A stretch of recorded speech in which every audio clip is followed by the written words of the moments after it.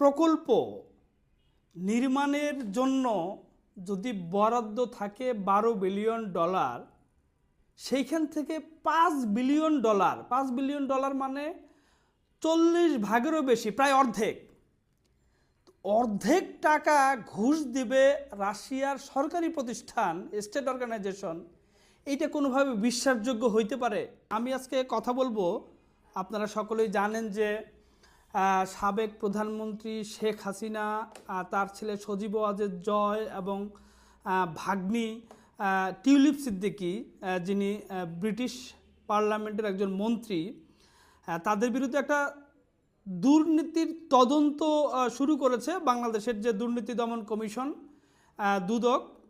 এবং সেই তদন্তটা হলো রূপপুর পারমাণবিক বিদ্যুৎ কেন্দ্র থেকে তারা 5 বিলিয়ন ডলার ঘুষ নিয়েছে, নিয়ার অ্যাবাউট 5 বিলিয়ন ডলার। এইটা আসলে সত্যিকার অর্থে 5 বিলিয়ন ডলার ঘুষ নেওয়ার সুযোগ রয়েছে কিনা সেটি একটা বিষয়, নাকি এটা একেবারে একটা নিছক রাজনৈতিক উদ্দেশ্য প্রণোদিতভাবে এই অভিযোগটা করা হয়েছে, সেটাই আজকের আলোচনার মূল আলোচ্য বিষয়। বিস্তারিত আলোচনায় যাওয়ার আগে আপনাদের সকলের কাছে request, news and views by Nuruzzaman Labu আমার একটি ইউটিউব চ্যানেল। আমার আলোচনা বিশ্লেষণ যদি আপনাদের ভালো লাগে তবে অবশ্যই একটা সাবস্ক্রাইব করবেন এবং লাইক, কমেন্টসও শেয়ার করতে পারেন। যদি ভিন্ন মত থাকে তবে অবশ্যই কমেন্টস অপশনে জানাতে পারেন। যেটি বলছিলাম যে 5 বিলিয়ন ডলার ঘুষ নেওয়ার অভিযোগ উঠেছে, দুদক তদন্ত শুরু করেছে আনুষ্ঠানিকভাবে। সেইটাকে আসলে হাইলাইট করা হচ্ছে টিউলিপ সিদ্দিকীর বিরুদ্ধে, যে টিউলিপ সিদ্দিকী এই রূপপুর পারমাণবিক বিদ্যুৎ কেন্দ্র যখন রাশিয়ার সাথে চুক্তি হয় তখন তিনি এই মধ্যস্থতা করেছেন এবং মধ্যস্থতা করে তিনি 5 বিলিয়ন ডলার ঘুষ নিয়েছেন এবং তার পরিবারকে নিয়ে দেওয়ার একটা সহযোগিতা করেছেন। পরিবার মানে তার খালা, সাবেক প্রধানমন্ত্রী আওয়ামী লীগের প্রধান শেখ হাসিনা, তার মা শেখ রেহানা, তার কাজিন খালাতো ভাই সজীব ওয়াজেদ জয়, তাদের বিরুদ্ধে এই অভিযোগ। এইটা আসলে প্রথম আলোচনায় আসে, আপনারা হয়তো অনেকে জানেন যে গ্লোবাল ডিফেন্স কর্পোরেশন নামে একটি প্রতিষ্ঠান, মানে নিউজ অর্গানাইজেশন, যারা ডিফেন্স রিলেটেড ইনভেস্টিগেটিভ নিউজ করে, তারা গত আগস্ট মাসে এরকম একটা প্রতিবেদন করেছিল। সেই প্রতিবেদনের ওপর ভিত্তি করে বাংলাদেশের গণমাধ্যমে এইটা ব্যাপকভাবে প্রচারিত হয় এবং সোশ্যাল মিডিয়াতে ব্যাপক আলোচনার জন্ম দেয় যে 5 বিলিয়ন ডলার ঘুষ নিয়েছে রূপপুর পারমাণবিক বিদ্যুৎ কেন্দ্র চুক্তির যে বরাদ্দ, সেই বরাদ্দ থেকে। পরবর্তীতে ববি হাজ্জাজ নামে যে একজন পলিটিশিয়ান রয়েছেন, তিনি সেপ্টেম্বর মাসে হাইকোর্টে একটা রিট পিটিশন দায়ের করেছেন। রিট পিটিশন দায়ের করে এই যে দুর্নীতির অভিযোগটা করেছে গ্লোবাল ডিফেন্স কর্পোরেশন, সেইটাকে আমলে নিয়ে তদন্ত কেন করা হচ্ছে না সেইটার একটা আবেদন তিনি জানিয়েছিলেন। তারপরে হাইকোর্ট থেকে নির্দেশনা আসার পরে দুদক এইটা নিয়ে আনুষ্ঠানিকভাবে একটা তদন্ত শুরু করেছে। এখন দেখা যাক যে এই যে 5 বিলিয়ন ডলার ঘুষ নেওয়ার আসলে সুযোগ আছে কি না, কিংবা এটা আসলে এর সত্যতা কতটুকু। দেখেন যে রূপপুর পারমাণবিক বিদ্যুৎ কেন্দ্র নির্মাণের জন্য বাজেট ধরা হয়েছিল 12 বিলিয়ন ডলারের আশেপাশে। এই রূপপুর পারমাণবিক বিদ্যুৎ কেন্দ্রের যে বাজেট, নির্মাণের যে বাজেট, এর 90% অর্থ, মানে 100 ভাগের 90 ভাগ অর্থ ঋণ দিচ্ছে রাশিয়া এবং এইটার কারিগরি সহায়তা সহ এটার বাস্তবায়ন করছে রাশিয়ার স্টেট অর্গানাইজেশন রোসাটম। তো এরকম প্রকল্প নির্মাণের জন্য যদি বরাদ্দ থাকে 12 বিলিয়ন ডলার, সেইখান থেকে 5 বিলিয়ন ডলার মানে 40 ভাগেরও বেশি, প্রায় অর্ধেক অর্ধেক টাকা ঘুষ দিবে রাশিয়ার সরকারি প্রতিষ্ঠান, স্টেট অর্গানাইজেশন, এইটা কোনোভাবে বিশ্বাসযোগ্য হইতে পারে? আমি গ্লোবাল ডিফেন্স কর্পোরেশনের যে রিপোর্টটা, সেই রিপোর্টটা আপনারা নিশ্চয়ই পড়েছেন অনেকেই।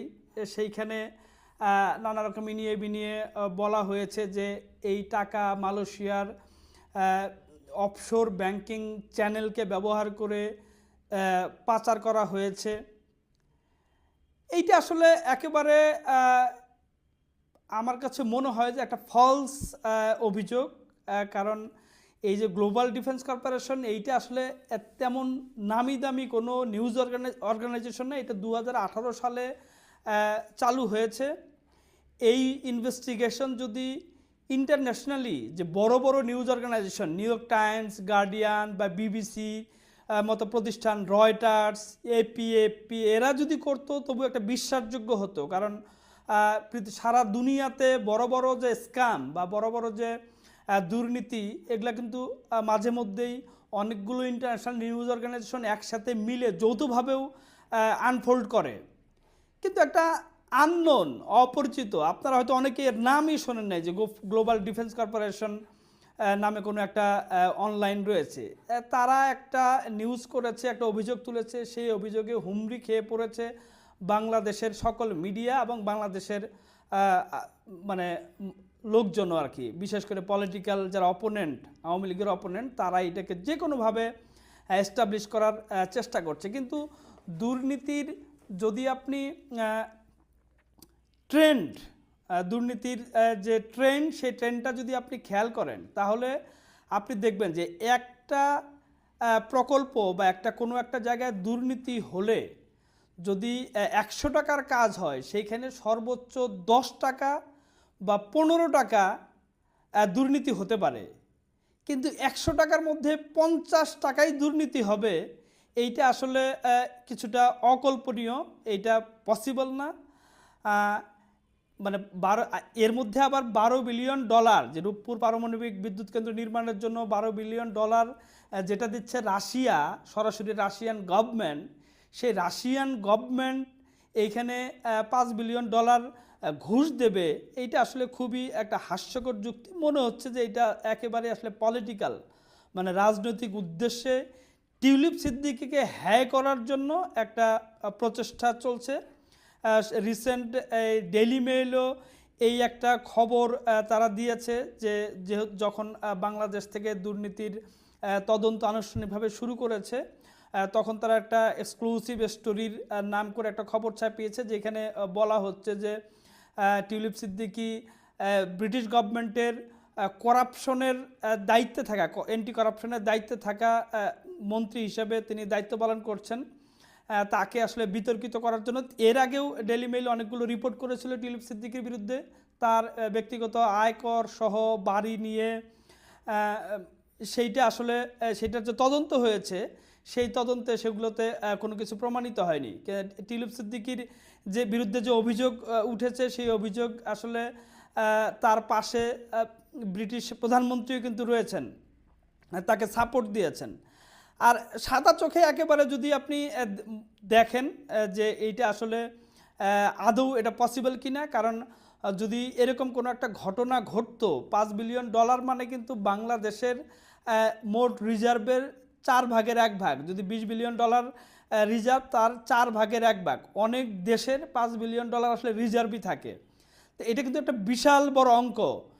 এইটা যদি সত্যি হতো, তাহলে যে দুনিয়া জুড়ে যে বড় বড় নিউজ অর্গানাইজেশন বা ইনভেস্টিগেটিভ নিউজ এজেন্সিগুলো রয়েছে, তারা এটা যে কোনোভাবে বের করে ফেলতো। কারণ এর আগে আমরা দেখেছি যে অফশোর যে কোম্পানির নামে যে টাকা স্থানান্তর বা করাপশন হয়েছে, সেগুলো কিন্তু বিভিন্ন সময় বেরিয়েছে। আর একই সঙ্গে এই অভিযোগ ওঠার পরে রাশিয়ার যে বাংলাদেশে নিযুক্ত রাষ্ট্রদূত আলেকজান্ডার মান্টিটস্কি, তিনি একেবারে স্পষ্ট করে বলেছেন যে রূপপুর পারমাণবিক বিদ্যুৎ কেন্দ্র প্রকল্পে যে সাবেক প্রধানমন্ত্রী শেখ হাসিনা ও তার পরিবারের সদস্যদের এই যে $5 বিলিয়ন বা 500 কোটি মার্কিন ডলার ঘুষ দেওয়া হয়েছিল, এই খবরটাকে একেবারে গুজব এবং মিথ্যা বলে মন্তব্য করেছেন তিনি, যে এটা কোনোভাবেই সম্ভব না। তিনিও বলেছেন যে $5 বিলিয়ন কিন্তু আসলে কোনো ছোট অঙ্ক না আর কি। ফলে এই যে টিউলিপ সিদ্দিকীকে হ্যায় করার উদ্দেশ্যে বা তিনি যেন ব্রিটিশ পার্লামেন্টে একটা প্রশ্নের মুখোমুখি পড়েন, সেই যে উদ্দেশ্য, এটা পুরোপুরি একটা পলিটিক্যাল উদ্দেশ্য বলে মনে হয়। তবে এটা সত্য যে বাংলাদেশে যারা ক্ষমতায় থাকেন বা ক্ষমতার কাছাকাছি থাকেন তাদের মধ্যে একটা দুর্নীতি করার প্রবণতা রয়েছে। কারণ বাঙালি বলতেই একটা দুর্নীতির বা ব্যক্তিকেন্দ্রিক চিন্তা, কিভাবে আসলে নিজের সম্পদ বৃদ্ধি করবে, এইটা বাঙালির মননে মানে প্রবলভাবে গ্রথিত হয়ে আছে। কারণ বাঙালিরা সবসময় পার্সোনাল চিন্তা করেন, সামষ্টিক বা দেশ নিয়ে চিন্তা করেন কম।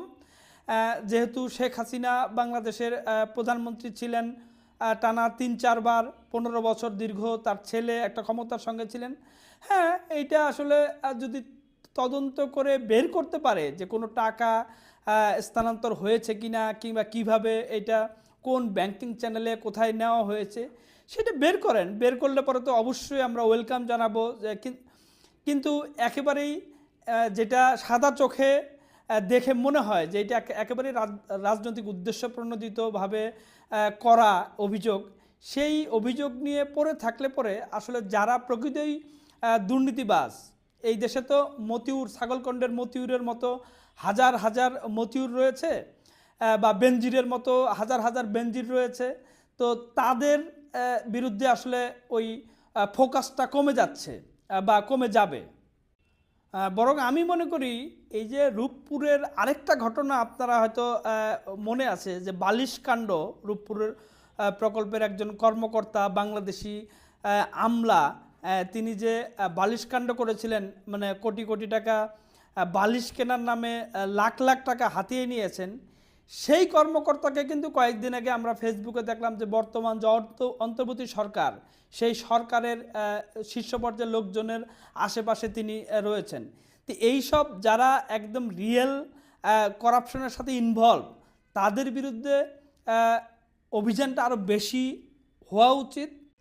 তাদেরকে ধরেন, কিন্তু কোনোভাবেই এই করাপশন, অ্যান্টি করাপশন অভিযানের নামে পলিটিক্যালি কোনো কিছু করে, পলিটিক্যালি উদ্দেশ্যে কোনো কিছু করে এই সংস্থাটাকে আর ডুবায়েন না। এইটা আসলে কোনোভাবেই সমীচীন না। আর এই যে যিনি অভিযোগ করেছেন ববি হাজ্জাজ, তার বাবা কিন্তু মুসা বিন শমশের, আপনাদের নিশ্চয়ই মনে আছে যে মুসা বিন শমশেরকেও কিন্তু এই দুর্নীতি দমন কমিশন তার বিরুদ্ধে অনুসন্ধান শুরু করেছিল, তাকে ডেকে নিয়ে জিজ্ঞাসাবাদ করেছিল। ফলে ডেকে নিয়ে জিজ্ঞাসাবাদ বা তদন্ত শুরু হলেই তিনি একবারে করাপ্টেড, সেরকম কিছু কিন্তু না আর কি। তবে আমি মনে করি যে যদি কারো বিরুদ্ধে করাপশনের অভিযোগ ওঠে, সেটা পক্ষ বিপক্ষ অবলম্বন না করে একেবারে নিরপেক্ষ অবস্থান থেকে তদন্ত করে সেটি দ্রুত আসলে ফল প্রকাশ করা, তদন্তের যে ফলাফল সেটি প্রকাশ করা উচিত। শুধু রাজনৈতিক উদ্দেশ্যে রাজনৈতিক লিডার বা অপোজিশনকে ঘায়েল করার জন্য দুর্নীতি দমন কমিশনে একটা মামলা ঠুকে দেওয়া বা অনুসন্ধান করা, এগুলো আসলে মানে দীর্ঘ সময় চর্চা হয়ে এসেছে বাংলাদেশে। সেইটা পরিহার করে একেবারে নিরপেক্ষ দৃষ্টিকোণ থেকে দুর্নীতির বিরুদ্ধে জিরো টলারেন্স অবলম্বন করে কাজগুলো করা উচিত। সবাইকে ধন্যবাদ।